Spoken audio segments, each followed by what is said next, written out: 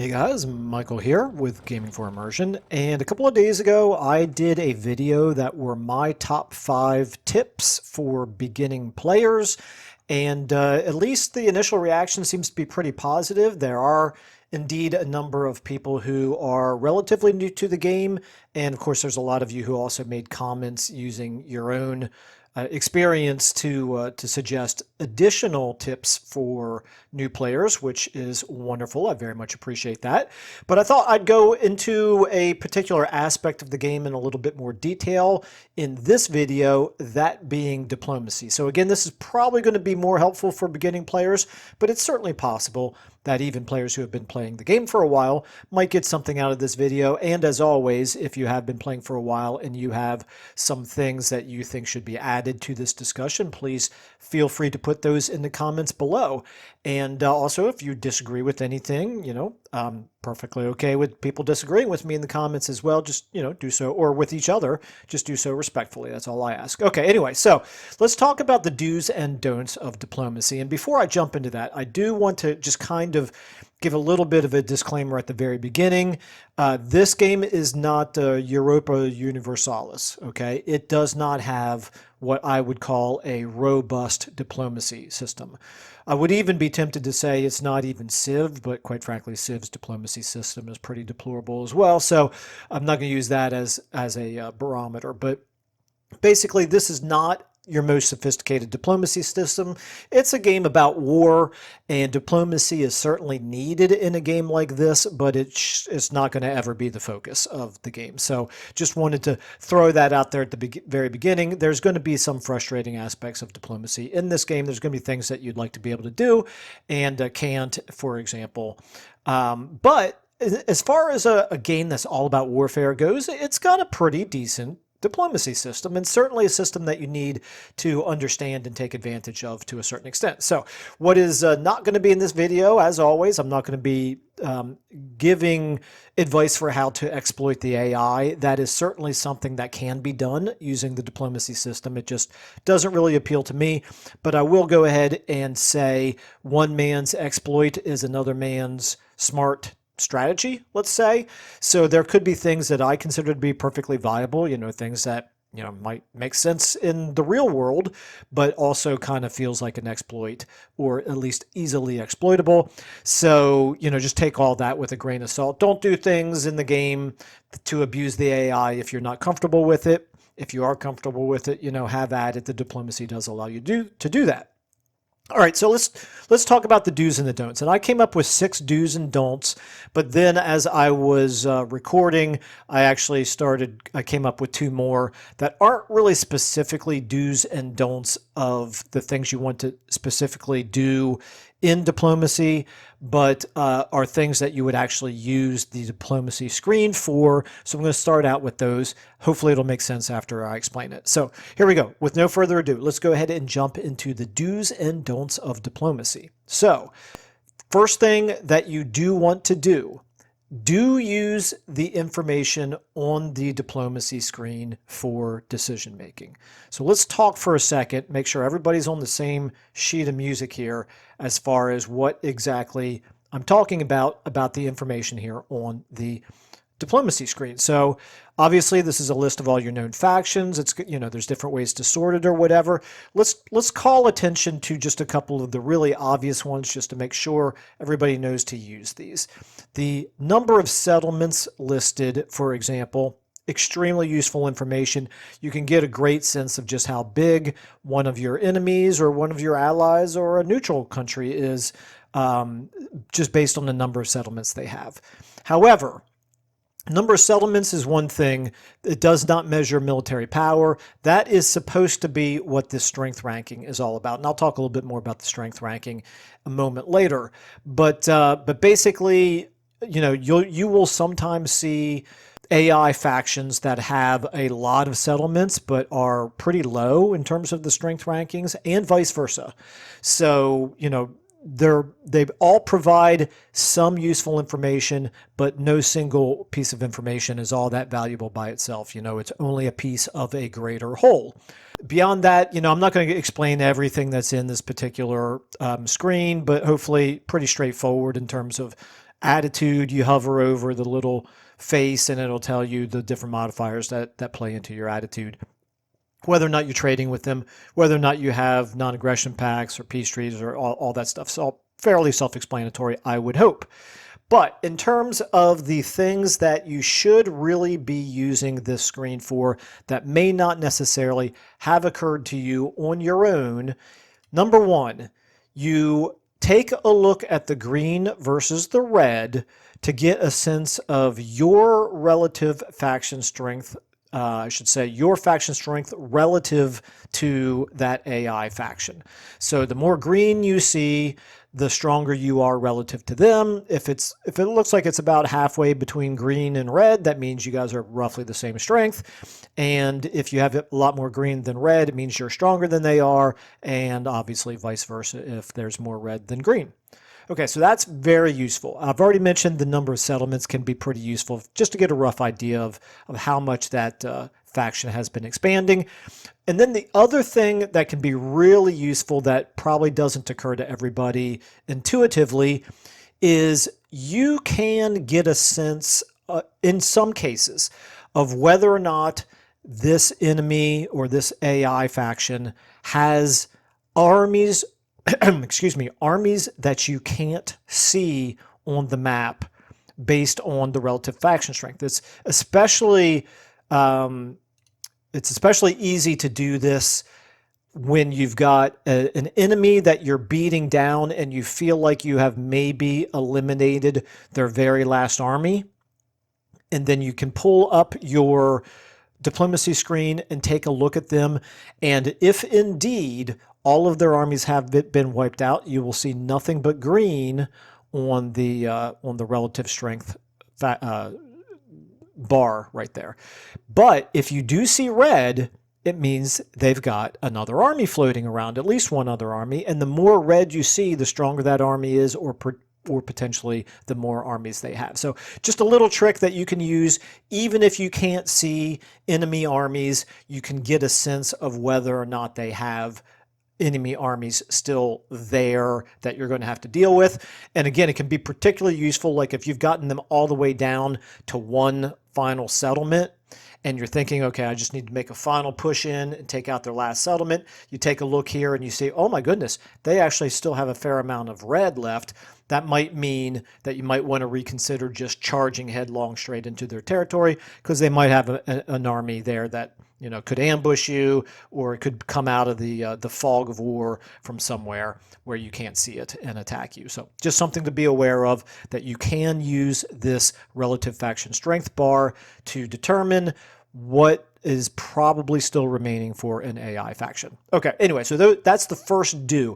The second do, or actually I should say the second point I wanted to make is actually a do not. Do not trust this numerical strength ranking in the middle of your turn. For the reason I kind of just mentioned, that you can fight a battle, destroy an enemy army, pull up your diplomacy screen. I'm pretty sure that number, that strength ranking number, does not change in the middle of the turn. But the green versus red, that bar does change. So you can get an up to the minute accounting for what their relative faction strength is relative to you, looking at the green versus red, and it is not something that you can really trust the number that is printed there. Hopefully that makes sense. Okay, anyway, that's all before the actual do's and don'ts of diplomacy. So now let's go and talk about things that you really should be doing with your diplomacy. Number one, do use non-aggression packs to limit your enemies that you're fighting against at one time. So in this particular example, you can see this is a Tyrian campaign. You can see how many different factions I am at war with at one time, and it's not the end of the world. This is after a an in-game crisis has kicked in, so I'm automatically at war with all the dwarfs because of that. There's also a fair number of other enemies that I'm at war with that aren't actually very close to me, so I don't need to really worry about it. A better example would be maybe on my Emperor Karl Franz campaign, where I'm always at war with a dozen different factions, and almost all of them I share borders with, which means I'm constantly putting out fires all around my little empire because there's constantly threats of invasion that are happening. So the main thing to keep in mind here is the number one way to get yourself in trouble in this game is to be fighting too many enemies at the same time. A great way to limit then the number of enemies that you're fighting at one time to keep that from happening is to have even just temporary non-aggression pacts. If you make a non-aggression pact with an AI faction who does not like you, or is at least, somewhat predisposed to potentially go to war with you for some reason, then you can at least buy yourself a little bit of time. In theory, it's 10 turns between making an agreement before you can break it. The AI will sometimes do it in less time than that. They do not suffer reputation hits the same way that the player does. But in any case, you can buy yourself some time just by making a non-aggression pact with somebody to avoid them going to war with you in the very short term. And there are often times where you'll go to war. I'm sorry, you'll make an agreement with them in the short term, and they'll go to war with somebody else, and then that buys you even more time. So again, just one extremely useful way to prevent yourself from having to fight all of your neighbors all at the same time is to try to make non-aggression pacts with one or more of them. And I'm going to talk a little bit more about that topic in just a minute. But a don't that is sort of associated with this: do not make non-aggression pacts or alliances with too many factions. And the reason for that, this is something that when I first started playing Warhammer, I definitely was guilty of. If you start making too many friends, at some point those friends will often go to war with each other.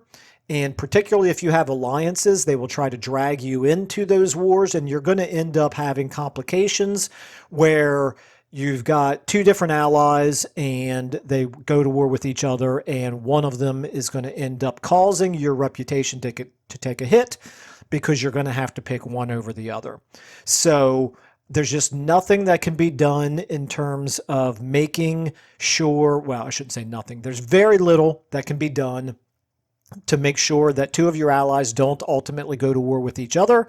There are some factions that have a little bit of influence that they can do over other factions, but for the most part, it's not something you can really control very much. So if you can't really stop two of your allies with going to war with each other, you're better off not having both of them as allies, or else your reputation is going to take a hit. You're going to end up going to war against one of them anyway. And then even just making non-aggression pacts or military access pacts or even trade agreements, these things all do provide certain bonuses and negatives to your relations with different factions. So you just always want to beware. If you start getting too cozy with a particular faction or with every faction that you possibly can, you can start to build up some pretty serious negatives with other factions that you may not necessarily want to. So anyway, hopefully that makes sense. Just be aware that you can't be Mr. Nice Guy and be friends with everybody in this game. It's going to ultimately get you in trouble. Okay, the next do, number 3, do check before you declare war on another faction. So check the diplomacy, check and see if they are already at war with anyone, and if they are at war with someone else, you can often get a little bit of money from that other faction by offering to join their war against the faction that you were going to declare war on anyway. Now, this is one that could be abused a little bit, so use it at your own discretion. I use it when I think thematically it makes sense. It's just a good way to basically say, okay, you know what? I'm going to agree to help you out in your war against Archaon. Okay, everybody hates Archaon. I'm going to help you out in your war against Archaon by declaring war on him as well, but in exchange, I'd like for you to throw a little bit of money my way. It makes perfect sense. Does happen in real world history, for example. So in and of itself, it's not really, I think, an abuse of the system, but it can get a little bit out of hand. But anyway, it's a good thing to do anytime you're going to declare war on somebody. You may as well check and see if they're already at war with somebody else, and it has to be someone else who you know about, who you've met, so you actually have diplomatic relations with them. All right. Number four. This is a do not. Do not automatically reject demands.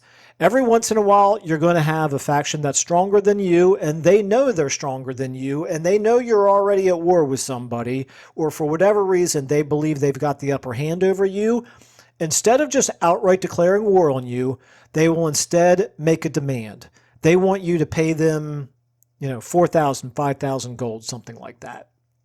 And I believe, at least for me, for the longest time, instinctively, my reaction was just to automatically hit decline. No, I'm not going to pay you money to not declare war on me. It's sort of like giving your lunch money to the bully, right? They're just going to turn around and do it again, the next day or the next week or whatever.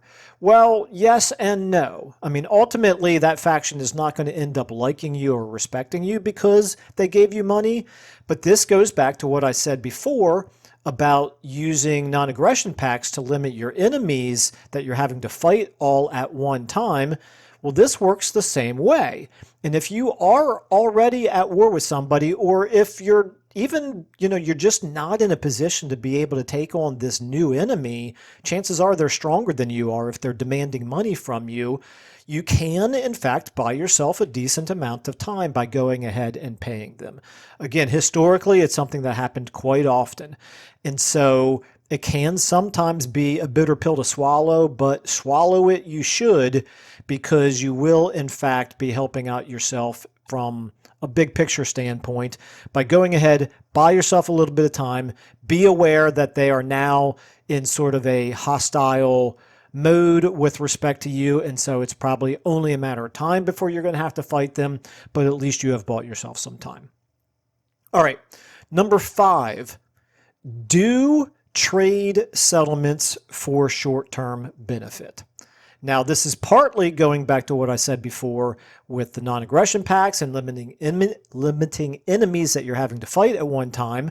That is certainly a very valid reason to give a settlement to another faction.